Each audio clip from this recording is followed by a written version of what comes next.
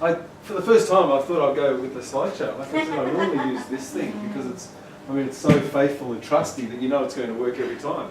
You start using technology and things can potentially go wrong, but I thought, let's give it a crack. Let's try something different. But anyway, my name is Joshua Roy, and welcome.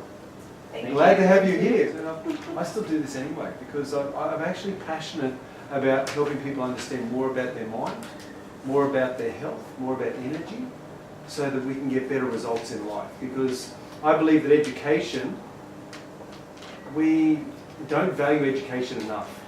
There's a lot of free education out there, and when you get free education, you get free education. When you pay for education, you actually go to another level of education. And so what I've decided to do the last several years is I actually pay about $7,000 to $8,000 a year on education. And I go to seminars, I attend workshops, and I pay for education because I believe it's valuable. And what I've found is when I go to the free ones, you get a little bit of a taste. When you go to a paid workshop with somebody who really knows their stuff, who's been doing really well in their own life and have made things work, you're going to get a different level of education. And so that's why I go to seminars. And I've started now teaching seminars. I do free workshops as a way or an avenue to get people along to seminars and also life coaching and other things that I do. And I'll talk more about that at the end. But I started a project in 2015 called Access World Seminars. I got so excited about this because it was all about empowerment. And you talked about EQ, emotional intelligence. That's the foundation of it. You see, emotions drive behaviour. All behaviour is state dependent. So if we're going to make something happen in life, we're going to make a change, then we need to have enough emotion behind the change. Otherwise we'll stop. You'll start changing and then you go, no, it's too hard. But if you've got enough emotional drive, enough juice inside the engine, and that's what emotions are, they're juice. It's like petrol in a car. Emotions work the same way. And so if we can get enough drive inside, enough emotional juice, we can accomplish almost anything that we seek out to accomplish. And so how do we do that? Let's first of all talk about, and I'm going to share my story, and I'd like to hear from each of you as well, and to hear what your story is, because we've all got a story around this area of health. And I'll start with mine. All right, here we go. Oh, there we go. Princess Bride, who's seen the movie? I've actually not You've never seen it? I started it. In this scene, this man on the left was about to go and torture another man to death. And this man on the right said, look, I'd love to see you work, but I'm famished. I've got a wife to murder, I've got all these other things I have to do, and I've got guilt that I'm framed for it. He's going to frame some other country for committing the murder. He's going to do all these other things. He said, I'm swamped. And the gentleman on the left said, go and get some rest. He said, after all, if you haven't got your health, you haven't got anything. And so, I mean, it's fun, isn't it? But it's true. If you haven't got your health, what have you got? What have you got? Not much. Health is that vital to us that it's the foundation of a happy life. And we need it. Emotional intelligence. How emotionally intelligent can you be if you've got no health? All you're worried about and concerned about is, how do I get better? Okay, rather than looking after other people. Whereas if you're vibrant, if you're full of energy, if you've got mobility and all these great things, then what can you do for others? You can serve to a greater level. All right, so something ignited me in 2015. I told you that I go along to seminars. In 2015, I attended who's heard of Tony Robbins? He's up on the screen there. Yes. Okay, Big Tony. And I said before that I believe in paying for education.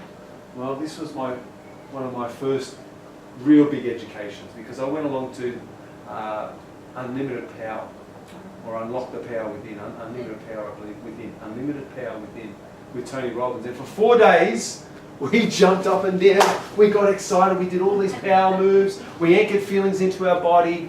There was such a level of energy created in the room, it was astounding. Did you know that when you feel an emotion, going back to emotional intelligence, you can actually feel that emotion for about 8 meters around that person? Okay, it can actually be felt physically. They've actually got computers, machines that can actually gauge emotion. They can actually feel it and pick it up now. There's actually a signal that's emitted from the body of emotion. Now, when you've got 4,000, 5,000 people in a room, and they're all feeling ecstatic, excited, happy, joyful. There's an incredible feeling. An incredible feeling. And what happened was it ignited for me something. Something switched in my brain. And I didn't fully understand it at the time, but I came back from this seminar a changed person. You see, on the fourth day we talked about health for a whole day. Talked about health, eating good food, exercise, and most importantly the mindset around good health. And after doing that, I returned back and I changed my life. Absolutely changed my life. And that's where we go to this. So there I was. So at 40 years of age, I was actually 39 there, in 5 weeks, because I had a gut that I could not get rid of. Impossible. Didn't matter what I did in my 30s, late 30s, mid to late 30s, I could not get rid of my gut. Could do as many sit-ups as I wanted, could run around the block as many times as I wanted to. I was drinking lots of water, I was trying everything that I could think of, and nothing was working. Nothing was working. And yet, after attending that seminar, I came back and within 5 weeks. I'm not Arnold Schwarzenegger. Awesome. I'm not Arnold Schwarzenegger, but I felt good. I looked good. I was feeling fantastic. I was feeling vibrant and alive. That was my first seminar. I went to a seminar when I was 14 that absolutely changed my life. At age 14, I attended a seminar in Tamworth, New South Wales, called The Mind and You. And this seminar went for 4 days also, 4 days and nights, and I learnt about the power of the mind. You see, I was taught that we were born with 12 to 14 billion brain cells. And I was taught that most people focus on limitations. They focus on what they don't have and what's missing in their life, rather than really encapsulating and enjoying the full gift that we've been given, and that is our intellect, our mind. Now, what I also learned was it's not the number of brain cells that makes you more intelligent or less intelligence. Rather, it's the number of connections between brain cells.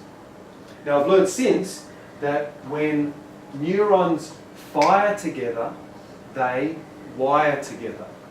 Now, that's interesting. When neurons fire together, they wire together. So what happens is when we go through a learning process, our neurons begin to attach and make more connections. And the more connections that we have, the more intelligent we become. Now that's interesting. So, in attending that seminar, I had had a stutter since I was about 12, especially when a pretty or a good-looking girl came along. I would just begin stuttering.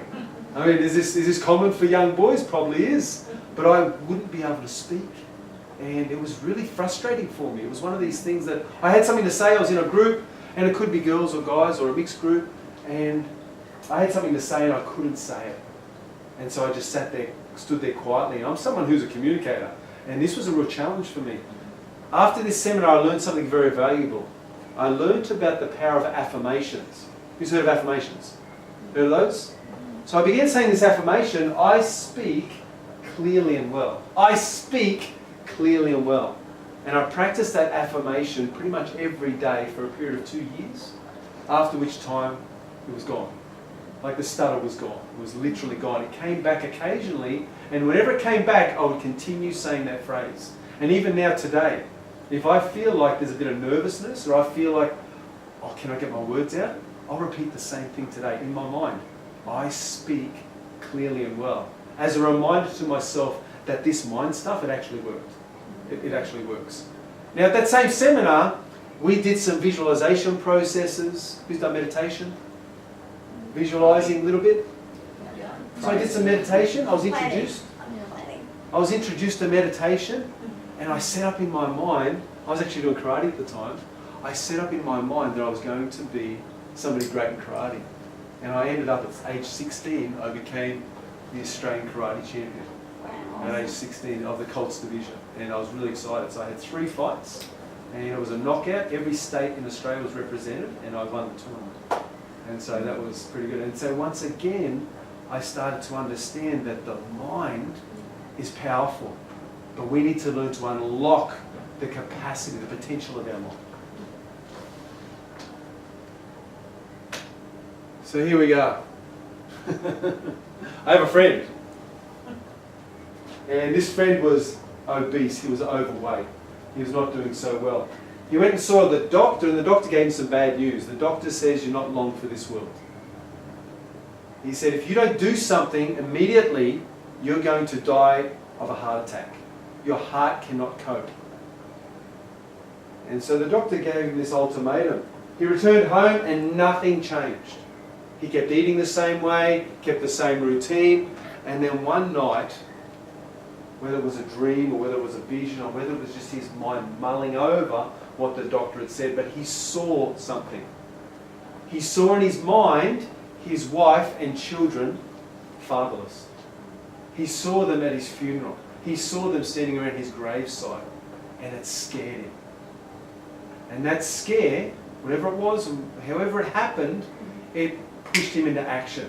It created something inside him, a drive to change. You see, he came up against that wall. He came up against that critical junction. And he had to make a decision. You know, do I keep doing what I'm doing or do I change?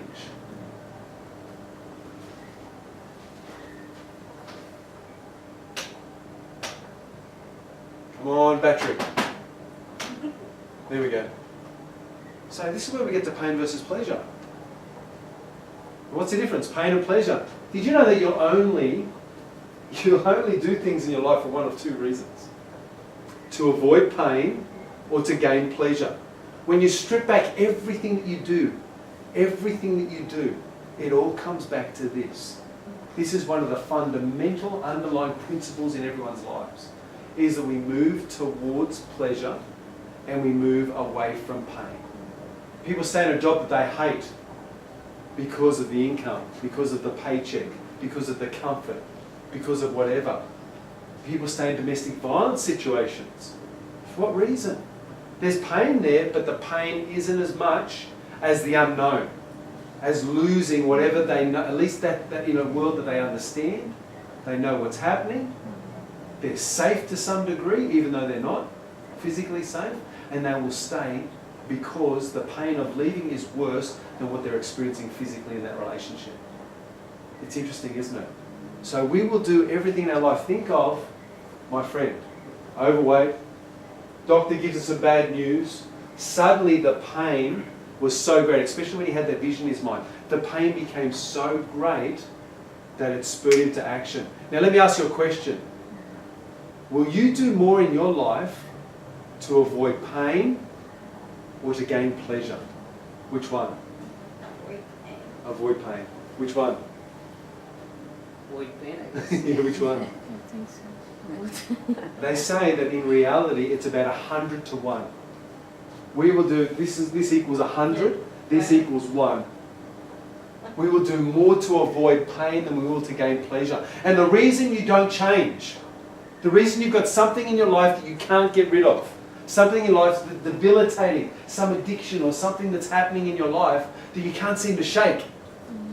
The reason is this, is that where you are at the moment and where it is, it's not painful enough for you to change. Because if it was, you would do something about it.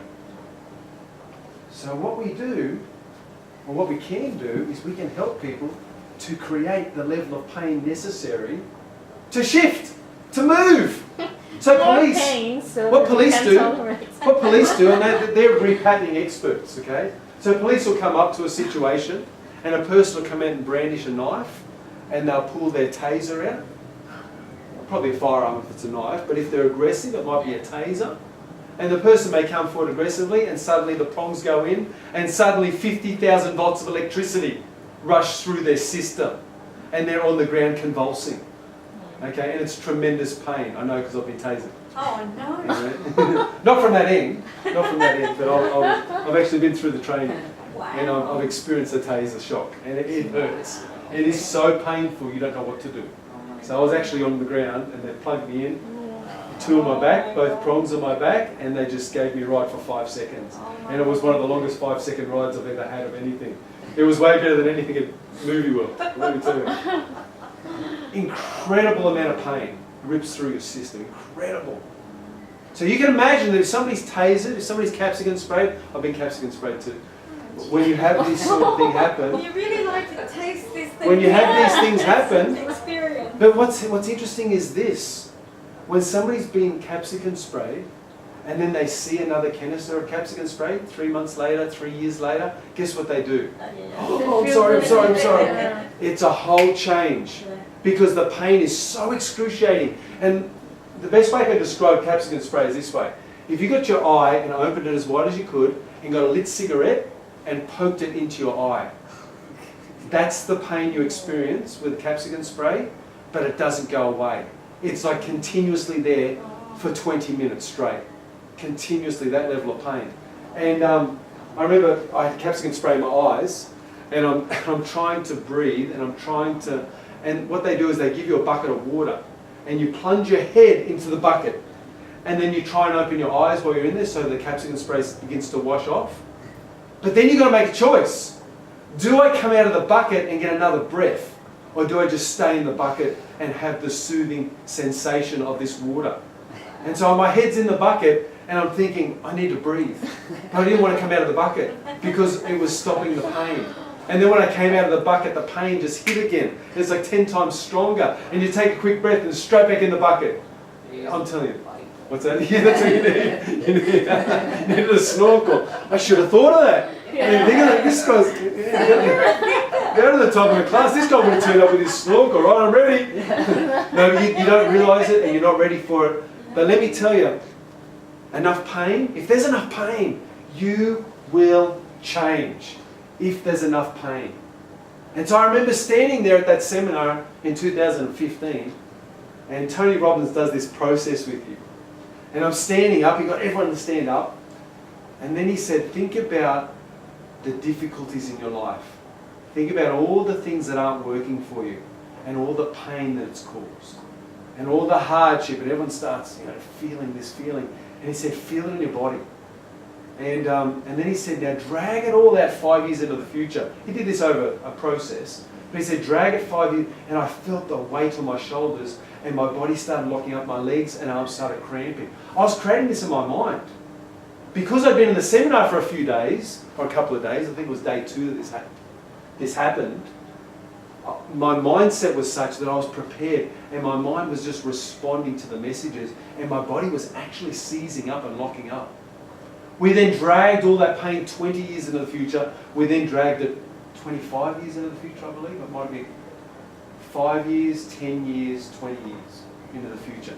But anyway, when we got to the 20-year one, I remember my legs and my arms began to cramp because I was actually tense. And my whole neck, everything was tense. And I felt terrible. It was like one of the worst feelings of my life. Like such emotional turmoil inside. I'd imagine that these problems, these challenges that I had, that they dragged with me and were just crushing me. I imagined myself looking in the mirror and I couldn't even look myself in the eye. I was so ashamed with who I was. Now this was all created in my imagination. It was all in my mind. It wasn't even real. None of it had happened. I created it in my mind. But I got the physiological responses, which meant that I was fully associated. And one of the key factors of change is we need to fully associate with pain. When we do, change can happen.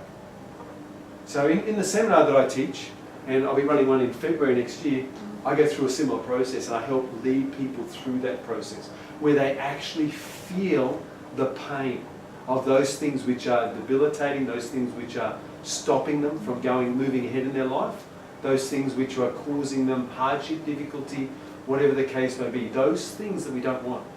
And yet, we wake up and they're there. These are things in their life they'd like to see shifted, changed, rearranged. These are things. Yeah?